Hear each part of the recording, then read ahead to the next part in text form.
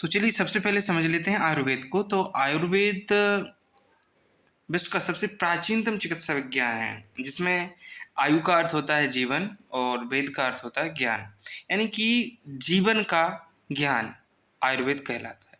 भारत में इसे आयुर्विज्ञान के नाम से जाना जाता है। और आयुर्विज्ञान में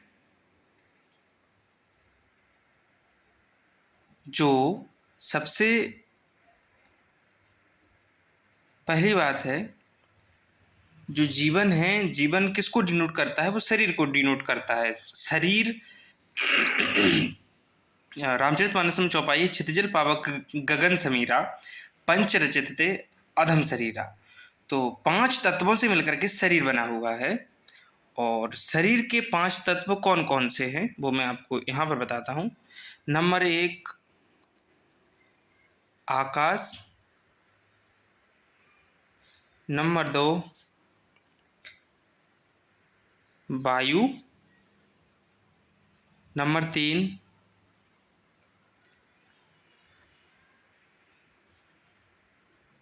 अग्नि, नंबर 4 जल, नंबर 5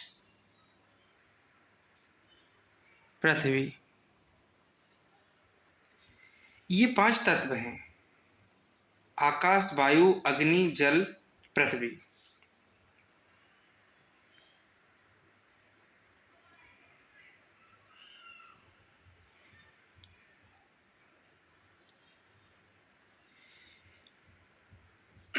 उसके बाद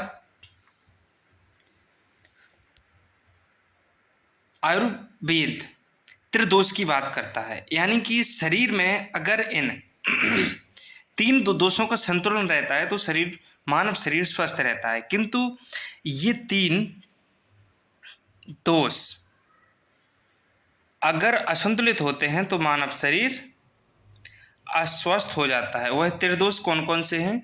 नंबर 1 वात, नंबर 2 पित्त, नंबर 3 कफ। त्रिदोष हैं वात, पित्त और कफ।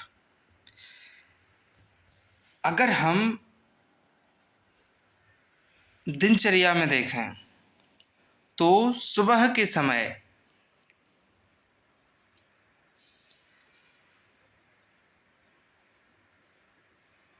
6 से 10 तक कफ प्रभावी रहेगा।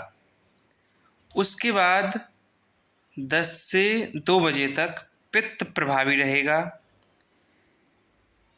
और 2 से 6 बजे तक शाम को वात प्रभावी रहेगा। सेम यही साइकिल फिर रात को शुरू होता है। ये दिन है। फिर शाम को 6 बजे से 10 बजे तक आपका फिर कफ प्रभावी रहेगा। 10 से 2 रात में आपका पित्त प्रभावी रहेगा और सुबह 2 से 6 बजे तक आपका वात प्रभावी रहेगा। इसमें आपको त्रिदोष में एक बात बताई जाती है कि इंसान को भोजन इस टाइम पर करना चाहिए जब पित्त आपका सबसे प्रभावी होता है। चूँकि पित्त दोष आपके आमाशय और आंत से संबंधित होता है। 12 से 1 बजे तक किया गया भोजन सबसे सुपाच्य होता है। और कफ आपका शाम को प्रभावी होता है, यानी कि शाम को 6 से 7 बजे के बीच भोजन करना चाहिए, लेकिन भोजन की अल्प मात्रा होनी चाहिए। ये जब वात प्रभावी होता है उस समय मनुष्य को उठना चाहिए और व्यायाम वगैरह, टहलना, सुबह की क्रियाएं करना चाहिए। चलिए अब ये वात, पित्त और कफ त्रिदोषों को पंच तत्वों में देख लेते हैं। सबसे पहले तो पंच तत्वों में ये देख लेते हैं कि 5 ज्ञानेंद्रियां होती हैं। तो 5 ज्ञानेंद्रियां कैसे इन 5 तत्वों से बनी हुई होती हैं। देखिए, आकाश का अर्थ होता है खाली स्थान, और खाली स्थान जहाँ होता है वहाँ पर ध्वनि होती है। तो आकाश में क्या होगा? ध्वनि। इसको कहा जाएगा शब्द। शब्द को हम किसके माध्यम से सुन सकते हैं? कान के माध्यम से। तो आकाश तत्व है वो कान को व्यक्त करता है। दूसरा है वायु। वायु को हम कैसे महसूस करते हैं? स्पर्श के माध्यम से। और स्पर्श किसके द्वारा व्यक्त होता है? त्वचा के द्वारा। तो वायु जो तत्व है वो त्वचा नामक इंद्री को व्यक्त करता है। फिर है अग्नि। तो अग्नि से हमें प्रकाश प्राप्त होता है, और प्रकाश के द्वारा किसी भी चीज़ को देखा जाता है। तो प्रकाश व्यक्त करता है रूप को, और रूप किसके द्वारा देखा जाता है? आँखों के द्वारा। तो अग्नि किसको व्यक्त करेगा? आँख को। फिर क्या है? जल। जल कैसा होता है? तरल होता है। और तरल रस के रूप में होता है। रस यानी स्वाद किसके द्वारा महसूस किया जाता है? यहाँ पे लिखते हैं रस। रस महसूस किया जाता है जीभ के द्वारा।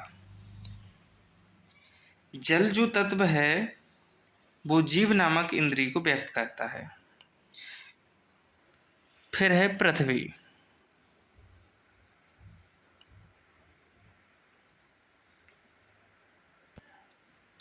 पृथ्वी सुगंधित महसूस करवाती है।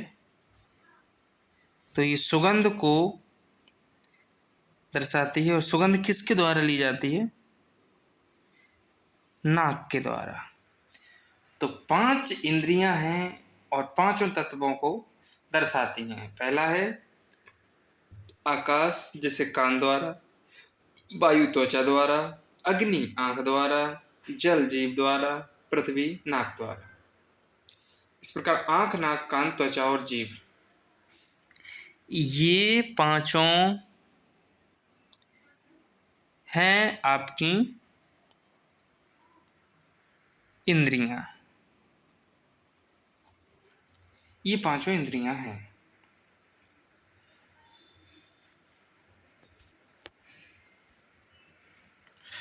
दरअसल आयुर्वेद को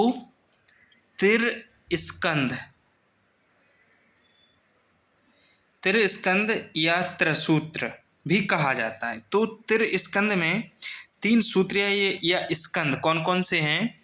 तो नंबर 1 इसमें आता है हेतु। हेतु का मतलब होता है कारण। नंबर 2 लिंग। लिंग का अर्थ होता है लक्षण। नंबर 3 औषध। औषध का मतलब होता है उपचार। तो आयुर्वेद के त्रिस्कंध हैं हेतु, लिंग और औषध। उसके बाद इसमें उपचार की विधि भी हैं जिन्हें अष्टांग वैद्यक कहा जाता है। अष्टांग वैद्यक। और अष्टांग वैद्यक कौन कौन से हैं वो मैं आपको बताता हूँ। त्रिस्कंध, हेतु, लिंग, औषध। अष्टांग वैद्यक नंबर 1 पे आता है काय चिकित्सा।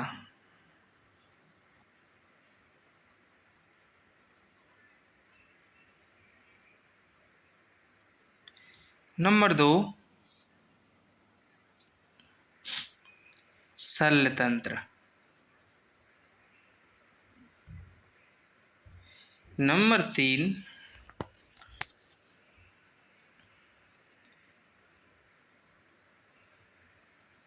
शालाक तंत्र।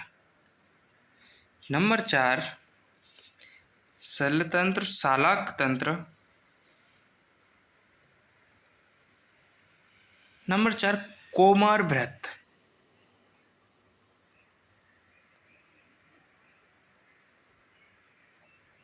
नंबर 5 अगध तंत्र। नंबर 6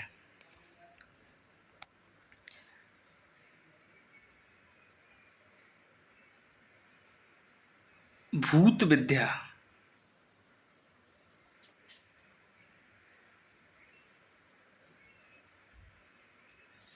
और नंबर 7